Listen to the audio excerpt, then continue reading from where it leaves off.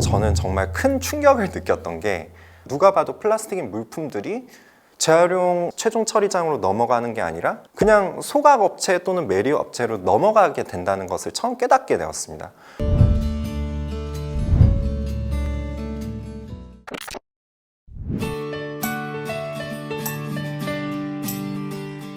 안녕하세요. 저는 재활용 컨설팅 기업인 테라사이클 코리아에서 한국 본부의 본부장 역할을 담당하고 있는 이지훈이라고 합니다.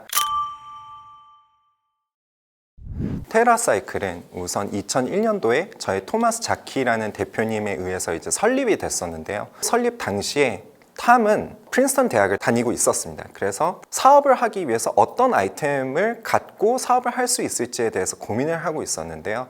과정 속에서 학관에서 한번 밥을 먹고 나왔는데 그 밥을 먹고 나오다 보니까 이 음식 폐기물은 그러면 지금 현재 어떻게 폐기가 되고 있지? 라는 의구심을 갖게 되었습니다. 종업원한테 여쭤보는 과정에서 이 음식 폐기물은 현재 돈을 주고 폐기를 하고 있다는 것을 깨닫게 되었고요. 그래서 그 폐기물들을 따로 모아서 이거를 비료화를 하면은 새로운 굿즈가 될 수가 있겠구나, 새로운 가치를 투여를 할 수 있겠구나를 깨달아서 탐은 음식 폐기물을 지렁이한테 먹여서 비료를 생산을 하게 됩니다.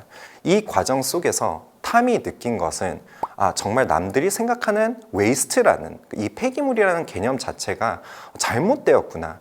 이 웨이스트라는 것은 사실은 리소스이고 자원이구나 라는 부분을 깨달아서 테라사이클을 앞으로 그런 기업과 협력하는 그런 재활용 전문 컨설팅 회사로 키워나가겠다라는 비전을 2001년도에 갖추게 되었습니다.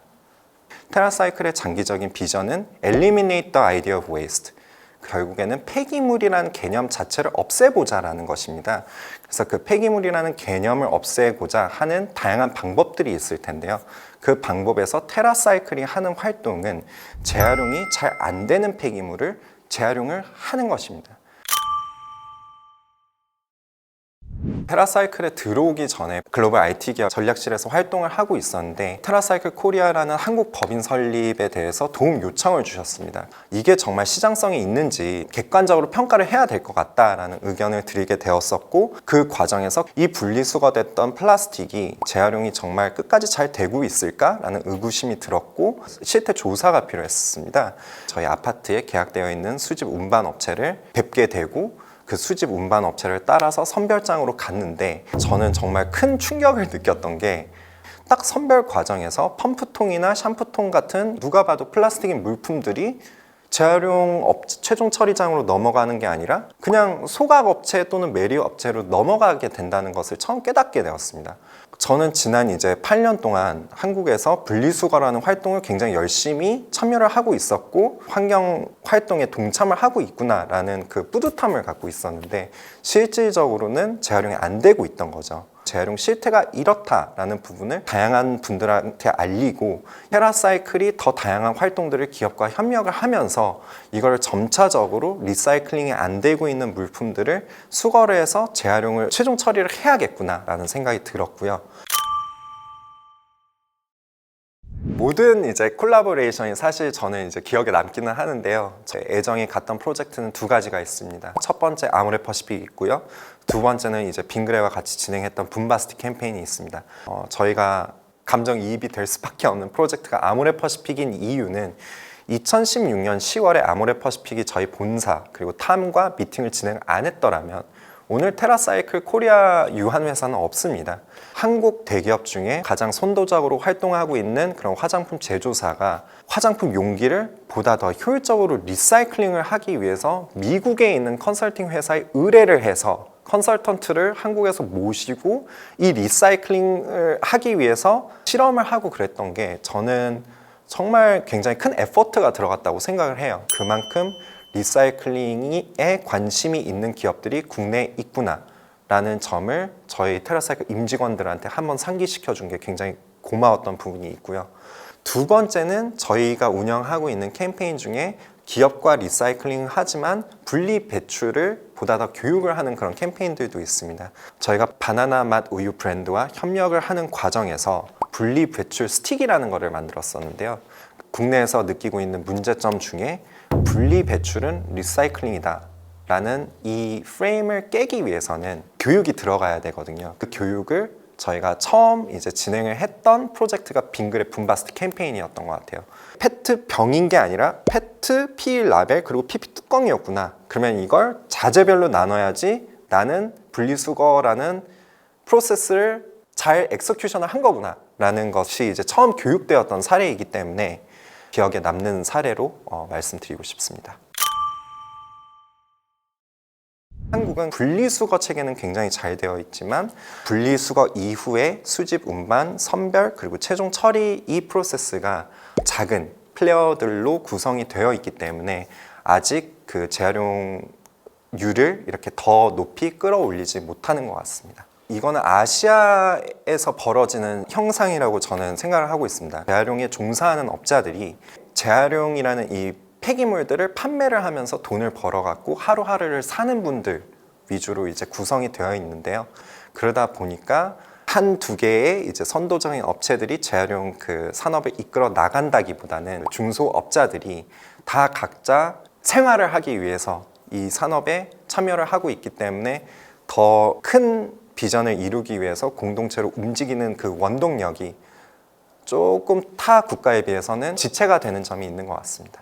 이거를 좀 비교를 해드리자면은 우선 유럽에는 수에즈나 베올리아 같이 연간 매출이 수조 되는 그런 웨이스트 매니지먼트 회사들이 재활용 처리를 하고 있습니다. 그러다 보니까 선별하고 최종 처리하는 과정에서 리사이클링이 잘 될 수 있도록 이 기업이 오퍼레이션 시스템을 갖춘 거죠. 사실 재활용이 되는 물품부터 이제 저희가 생각을 해보면 페트병 그리고 캔류가 이제 재활용이 잘 됩니다. 페트병과 캔류가 왜 재활용이 잘 될까요? 충분한 물량이 나오고 그 다음에 수익이 나온다는 겁니다. 물량과 수익이 나오면은 그걸 취급하는 업자들은 매출을 발생을 시켜서 자생을 할 수 있게 됩니다. 근데 지금 재활용 안 된다고 하는 화장품 용기나 기저귀, 담배꽁초는 결국에는 충분히 물량이 모이지가 않고 자재에 대한 공정비가 높아서 이걸 재활용하는 단가가 높은 부분이 있습니다. 그러다 보니까 매출이 나오지가 않고 재활용이 안 되고 있는 실정이죠. 근데 테라사이클이 정말 이 수집 운반부터 최종 처리까지 이 사이클을 계속 운영을 하다 보면은 어느 순간부터는 예를 들어서 이 물량이라도 충분히 많이 확보가 되었을 때 다른 기업들에서 이거 시장성이 있네 라고 판단을 하고 재활용 산업을 한 번 더 개선시키기 위해서 진출을 할 것이라고 저는 굳건하게 믿고 있습니다. 테라사이클이 하는 활동들은 재활용이 안 되는 폐기물을 기업과 협력을 해서 리사이클링 하는 활동들입니다. 리사이클링이 안 되는 물품을 리사이클링 하기 위해서는 아무래도 더 많은 노력이 들어가고 비용이 들어가는데 왜 하는 것이냐? 리사이클링 되는 물품들을 더 열심히 리사이클링 하는 게 더 효과적이지 않느냐라고 말씀을 주셔요. 근데 저는 리사이클링이 잘 되는 물품들은 기업 그리고 정부가 저는 개선을 할 거라고 믿습니다. 근데 리사이클링 안 되는 물품들, 즉 뭐 화장품 용기나 칫솔, 기저귀 이런 물품들은 사실은 아무도 관심이 없는 그런 물품들이에요. 근데 테라사이클이 이런 물품들을 따로 이제 별도의 수거, 운반, 선별, 자재 분리 그리고 최종 처리하는 공장을 통해서 재활용을 한다면은 사실 일반 소비자 입장에서는 굉장히 와우하거든요. 이게 그러면은 왜 현재 리사이클링 인프라 속에서는 재활용이 안 되는 것이지? 한 번 더 공부하고 생각을 해보게 됩니다. 담배꽁초 재활용 캠페인은 사실 테라사이클이 성장할 수 있었던 굉장히 주요 드라이버가 되었었습니다. 그 이유는 미국에서 저희가 담배꽁초 재활용 캠페인을 처음 런칭을 했을 때 사실 많은 소비자분들께서 담배꽁초가 재활용이 돼? 라는 의구심을 갖게 되었고 어떻게 재활용이 되는지 보다 더 관심을 갖고 찾게 되었는데요. 재활용이 안 되는 물품을 재활용하기 위해서는 다양한 자재를 1차적으로 자재별로 나누는 게 중요하다라고 말씀을 드렸습니다. 담배꽁초의 자재는 우선 겉에 있는 페이퍼 필터가 있고요. 필터에 속해 있는 셀룰로스 아세테이트라는 플라스틱이 들어가 있고 타바코 잎 그리고 애쉬 이렇게 4가지 자재들이 속해 있습니다. 테라사이클에서는 그 담배꽁초라는 한 물품을 4가지의 자재로 분리를 하는 기술을 처음으로 이제 미국에서 도입을 해왔고 리사이클링을 했기 때문에 담배꽁초를 재활용할 수 있었고요. 담배꽁초를 단순하게 이제 펠릿으로 재활용을 해서 판매를 한 것이 아니라 저희는 담배꽁초도 열심히 하면은 재활용이 된다라는 이 메시지를 이제 많은 분들한테 알리기 위해서 지자체와 협력을 해서 담배꽁초에서 나오는 셀룰로스 에스테이트로 벤치 같은 그런 공공시설물을 만들었습니다. I face inertia 라고 저는 얘기를 드리고 싶습니다. 이너샤는 한국말로 이제 관성으로 이제 직역이 될 수 있는데요. 관성이라는 거는 움직이지 않는 물체는 계속 움직이지 않는다든지 움직이는 물체는 같은 속도로 같은 방향으로 움직인다는 그런 표현을 담고 있습니다. 재활용 산업을 봤을 때 다양한 이해관계자들이 있습니다. 일반 소비자, 기업, 비영리 단체, 정부 이렇게 4가지 이해관계자들이 있는 것 같은데요. 재활용 산업이 정말 빨리 발전을 하기 위해서는 이 4가지 이해관계자들이 한 가지의 통일된 목표를 향해서 목표 설정을 한번 하고 거기에 힘을 붙여서 빠르게 가속화돼서 움직이는 게 굉장히 중요하다고 생각이 됩니다. 테라사이클은 기업 그리고 기관과도 협력을 하고 있기 때문에 같이 이해관계자들을 한 포럼으로 묶은 다음에 같은 공동 목표 설정을 해서 저희 한국의 재활용 산업을 빨리 선진화할 수 있도록 그런 미션을 갖고 저희 구성원들은 움직이고 있습니다. 테라사이클이 더 이상 존재하지 못하는 환경이 만들어지는 겁니다.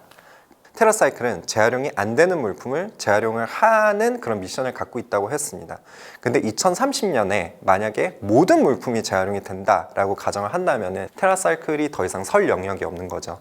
그래서 테라사이클의 경우에는 저희 탐 대표님도 그렇고 모든 물품들이 재활용이 되는 세상을 꿈꿔오고 있기 때문에 저희 코리아 구성원들도 2030에는 재활용이 안 되는 물품이 없기를 간절히 희망하고 있으며 지금부터 그런 토대를 만들 수 있기 위해서 저희가 다양한 이해관계자들과 협력을 해서 비전을 실천하기 위해서 열심히 노력해 보겠습니다.